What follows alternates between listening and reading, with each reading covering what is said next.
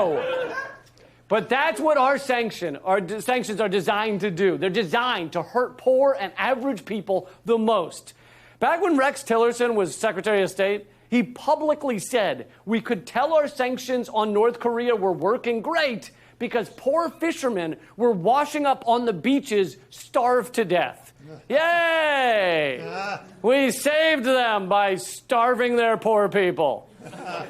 Give us some more of your gripping undercover report, CNN. There's no queuing for the youngest, living off what, even here, nobody wants. This isn't play, it's practice for self-defense. Really? I think it's play, considering the giant smiles on their faces. My brother got killed in July by another gang, says 14-year-old Usmaria. They found the body in the river. And that's Maduro's fault? That's like blaming Biggie's murder on Bill Clinton. I mean, he was president when it happened. We gather stuff, we beg a piece of chicken skin to take home. In the socialist utopia that now leaves nearly every stomach empty. Nearly every stomach empty. First of all, half of that, again, is because of our sanctions. Sanctions are not a smart bomb, all right? They destroy everybody except the rich who have enough money to weather the sanctions. Come to think of it, sanctions are kind of like smart bombs. We're told they're only going to get the bad guys. But in fact, smart bombs kill all kinds of innocent civilians, as do sanctions. You want to see how ridiculous this CNN propaganda got? Watch what they show immediately after saying every stomach is empty. In the socialist utopia that now leaves nearly every stomach empty. This was the day when change was meant to come. Yeah, really starving there, you know? This guy's got a nice paunch going right there. So does this guy. I mean, CNN, you forgot to line up your propaganda words with your propaganda images. Like, you should have stuck with the children at the landfill, but instead you had to go and ruin it by showing happy, well-fed protesters. This is literally in a video titled As Venezuela Creeps Towards Starvation. Geez, I didn't realize starvation had so many man tits. I was unaware. Look, I'm not saying things are great down there. They aren't. But pro-war propaganda and U.S. imperialism ain't curing nothing, all right? Let's see one more clip. Hundreds of thousands flooding central Caracas, watching opposition leader Juan Guaido swear himself in as interim president. Yes, Juan Guaido did swear himself in. CNN only missed a couple of things. He was not elected to that position. He just declared himself president. That's not really how governments work, you know? But if it is, okay, I hereby declare myself governor, let's say Idaho, all right? Bombs to rain down like the dollar bills at a strip club. You know, because our interventions have worked so well in Syria and Yemen and Iraq and Iran and Afghanistan and Chile and Honduras and Haiti and Somalia and Libya and Guatemala and Colombia and Panama and Fraggle Rock and those tree forts where the fucking Ewoks live. The Venezuelan people deserve self-determination, no matter how you feel about the current government. The absolute last thing they need is to be turned into a neoliberal parking lot in which America rips all their resources out from under them.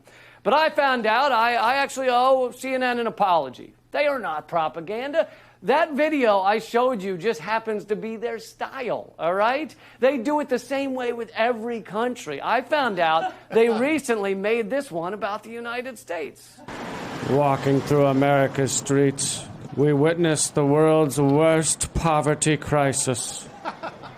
At the stores, thousands tackle each other for the last remaining products on the shelves.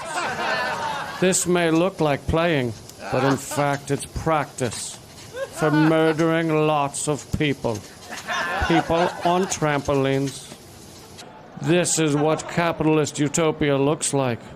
We're the only ones not picking through garbage are the members of Congress. Here, hundreds of thousands celebrate the impending collapse of the capitalist government. Coming to you from Washington, D.C., the Valley of the Beast, this is Redacted Tonight! Never get there. However, in the middle of the two, for example, ideologies exist such as mutualism, in which workers own the means of production collectively, but goods are still exchanged on the free market. There are very important differences between the four sides which have been created here. Typically, they are referred to as the authoritarian left, the authoritarian right, the libertarian left, and the libertarian right. Each has a significantly different perspective on how the world works. The left will criticize the right for bread molding on grocery stores while they are hungry outside. The right will criticize the left for conditions which create breadlines and hunger. The bottom will criticize the top for being controlling and invasive. The top will criticize the bottom for being inefficient and scattered. Within the spectrum are all sorts of answers to all sorts of problems. There are not always clear or easy answers to the problems of the world, which has led to the political diversity that we see here. Now, having settled all of that, I think the best way to navigate the compass is to position relatively well understood politics on it. With a large portion of my viewers being American, we'll use American politics for now.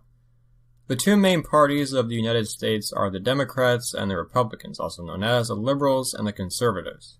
Based off of other charts and such things, we'll put the Liberals here and the Conservatives here for the averages. They are, as you can see, relatively close, but significantly distanced in the same quadrant. To elaborate, they both typically believe in a decent amount of government, it's just they hold different expectations for what the government is and isn't allowed to interfere with. An obvious example is the economy, which explains the gap in right to left. With reference to the entire chart here, one could easily call both liberals and conservatives capitalists, but liberals tend to favor more government programs and intervention and things of that nature. These two parties only represent about half the nation, actually, however. Many Americans identify as independents or unaffiliated with either party. For the majority of those people, however, this means they swing between issues placed on the party averages here. Based off of that, one could infer that probably over 3/4 of Americans fit within this red box here. There are also some prominent third parties in the United States. The two main ones are the Libertarians and the Greens. We'll put the American Libertarian Party here and the Green Party here. The Libertarian Party is generally not comprised of extreme libertarians, so they don't quite fit into the bottom quadrant, but they border closely. The Greens are slightly less controlling than the Liberals when it comes to government authority, but government authority is necessary to them, and they're usually much more focused on government programs and things of that nature to the point of bordering on mild socialism.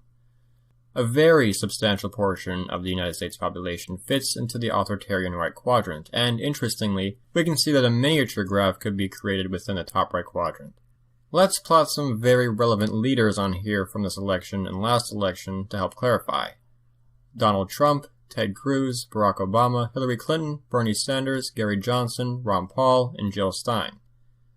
Again, as you can see, despite the differences between everyone here, they all basically fit within the top right quadrant. You may disagree with that claim, but because a huge portion of Americans are in the top right quadrant, they wouldn't be electable if they weren't as well. Now, a lot of graphs actually put, for example, Bernie Sanders and Jill Stein in the left quadrants. They'll put Ron Paul down towards anarcho-capitalism. They'll put Donald Trump right up next to Hitler. So if you're going to be looking at these charts online, be aware that exaggeration and bias are very common on them. Let's plot some other ideologies here to gain a better understanding of what's going on. Here we have the anarcho-socialists.